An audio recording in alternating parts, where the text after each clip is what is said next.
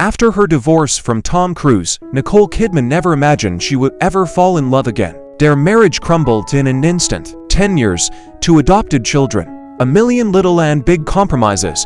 Now none of it made any sense. Divorce proceedings were long and painful. Every day Nicole forced herself to get out of bed. She was not interested in new roles or the grandiose success of the new movie Moulin Rouge, released then on the screens. With prolonged depression, Nicole coped with herself. In Australia, not everyone runs to a psychoanalyst with their problems. Now you see that I'm not just a shadow of Tom Cruise, Kidman told reporters, while receiving her first and much-anticipated Oscar for her role as Virginia Woolf in The Hours. As is often the case, failures in her personal life were followed by a career takeoff. The Hours, Dogville. These movies made her a superstar. Then the fashion house Chanel offered her to become the face of the legendary Chanel No. 5 with a record fee of $3.71 million.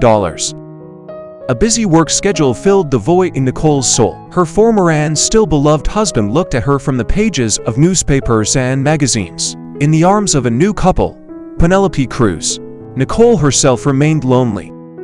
After an extremely painful divorce, the actress had a short-lived romance with rocker Lenny Kravitz. However, fate prepared her another meeting. His name was Keith Urban. He was a country musician, had problems with alcohol and did not care at all about the fact that his new girlfriend still loves her ex-husband.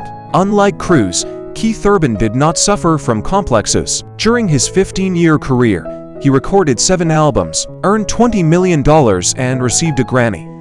They met in Los Angeles in January 2005. In Hollywood, famous Australians were being honored. Nicole noticed him immediately. I walked into an auditorium filled with strangers. Depressed and lonely. I saw Keith and immediately realized that I want to live with him all my life, recalled then Kidman. His voice and manners charmed her. And 5 minutes of conversation was enough to feel again this almost forgotten feeling of attraction. The whole ceremony Nicole thought only about the fact that she wanted to see this shy guy again. For the first time in her life, she dared to leave her phone number to the man herself, and she was ready to wait for the call as long as it took.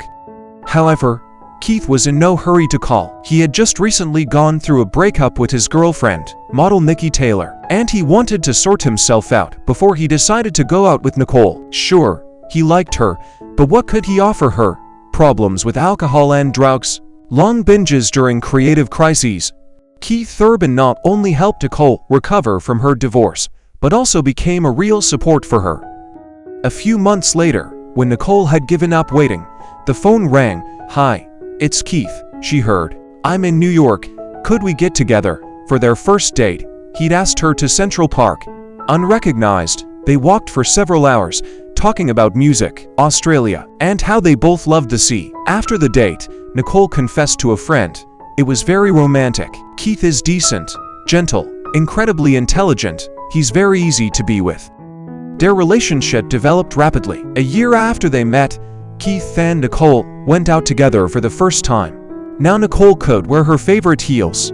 Although Keith is lower in height, but unlike Cruise, he was completely calm about the fact that his companion is taller. The appearance of the 2 Australian superstars at the Grammy Awards in 2006 had a bombshell effect. Nicole Kidman had a diamond ring on her finger, and when asked by journalists, they both modestly reply, "Yes, we are engaged."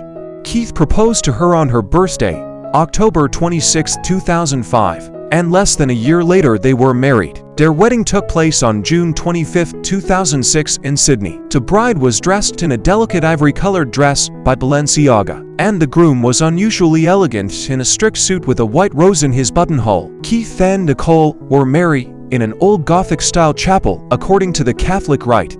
For some reason, Tom Cruise was not among the 250 guests, although the newlyweds did not forget to send him an invitation. Their happiness could hardly be called easy. Keith had fallen off the wagon more than once, but Nicole believed that together they could overcome any misfortune, and they did. On the forearm of Keith, Urban paints a tattoo with the name of his wife. He admits, "Nicole brought me back to life." He never stops dedicating music to her and says, "My wife is in every song I write." Nicole, embarrassed, replies, "Keith is the kind of man worth fighting for. When he's not around, I go into withdrawal worse than he did from drugs." 2 years after the wedding, Keith and Nicole had a daughter, Sunday Rose. At the age of 41, Nicole Kidman became a mother, finally putting an end to rumors about her infertility. Went during her marriage to Tom Cruise and strengthened after the former spouse had a daughter Suri from Katie Holmes, and 2 years later, Sunday had a baby sister. A surrogate mother gave birth to a baby girl for Keith and Nicole, who was named Faith Margaret. Keith tours a lot with his folk show, and Nicole still does a lot of movies. But now they have the life they've both dreamed of for so long. A simple, happy life in quiet Nashville, with adoring daughters, away from past problems.